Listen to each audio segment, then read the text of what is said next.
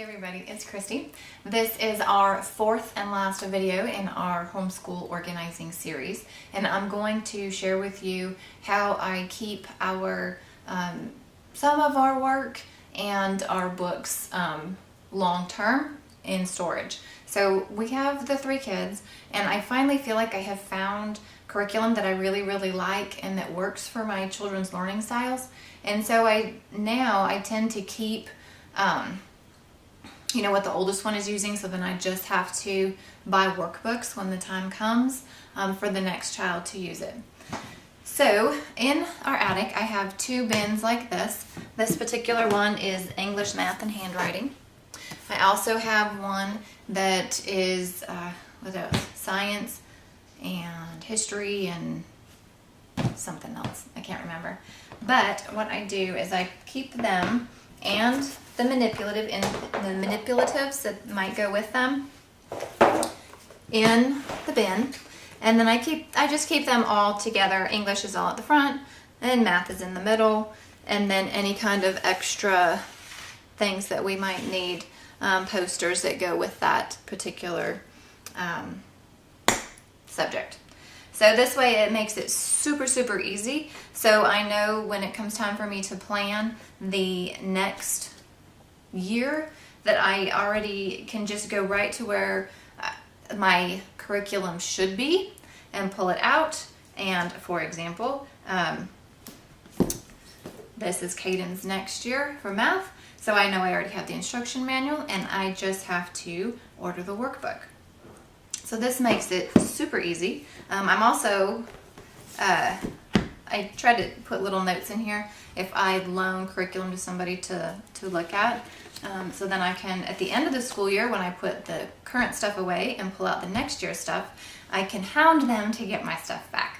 So that is just what our storage bins look like. So now, it's really hard for me to get rid of the work that the kids have done throughout the year, because if you don't homeschool, oh my gosh, it represents so much time and energy and sometimes tears just trying to get it all done and maybe learning new concepts. And so it's super hard. But I realized I can't keep everything because then I would have tons and tons of bins. So I decided to, I spent a lot of time on Google and Pinterest trying to figure out what I wanted to do. So I have, this is for Sierra. She actually will have 2. Each bin is 1st through 8th grade, and then she'll have another bin for high school. And each kid has their own bin, so I guess in the end each one's going to have 2. But my kids are so far spaced apart, I won't have all those bins at one time. I hope that makes sense. So this also stays up in the attic. And so each, let me show you last year's first so it makes a little bit of sense. Okay, so this is all I kept for Sierra last year, which was 8th grade. Now she did a ton of work, but I kept the planner, which had our lesson plans, and then I still have the curriculum. And then I tried to keep beginning, middle, and end work so you could see the progress that they went along. I just sectioned them out with, these are file rubber bands, so they're pretty big, and I really like them. So I just labeled it. These are notes that she got, like progress reports from piano. She was working on writing a book, so this is her rough draft for her book. Spelling, and then I kept odds, like I kept those okay, I kept tests from throughout the year, but not every test. So, and I didn't keep every perfect test. I wanted, if anybody looks back, I wanted them to say that I really did grade my kids' work, and I wasn't just, passing them. My kids actually know their stuff.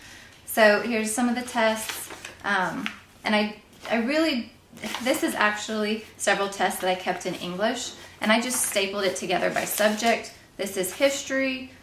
We did maps and timelines, and it's all stapled together, and they're kind of really big my stapler didn't like me. So, and then we have math and science, and I could not bring myself to throw out her science notebook because that is a lot of work. It's records of all the experiments, it is all of the study questions and the prepping for the test. So I did keep that sort of stuff. So each year I just went ahead and bound, depending on what classes she was taking. Sometimes there's more, sometimes there isn't, and I think I have like, woohoo, this is kindergarten, it all fit in one little envelope. So as she goes along and does more work, I end up keeping more of it. So when I have the exact same thing set up for the other kids, Lainey is sharing Caden's bin right now because she just started kindergarten this year. So I have just like a little envelope of preschool work.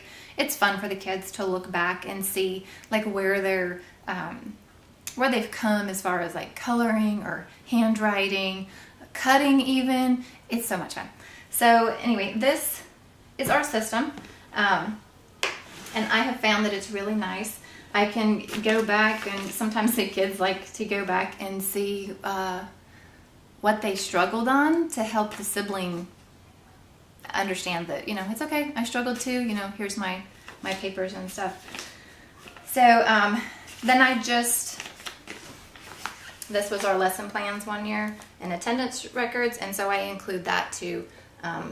So what I have in my binders this year, I'll probably go ahead and just stick in an envelope and keep that so that I will have my year-long lesson plans with the completed work, and that's it. I try to keep as little as possible because I don't want to move it, and I don't want to have a bigger house to store stuff in. So anyway, there you have it. I hope you enjoyed this series on how we organize for homeschool. If you have any questions or comments, please feel free. If there's something that you would like to know more about, then let me know, and I will definitely get back to you. And stay tuned, and we'll be doing some more videos. I'm going to do my top, 5 or 10 favorite organizing supplies, which I think will be a lot of fun. And we will see you all later.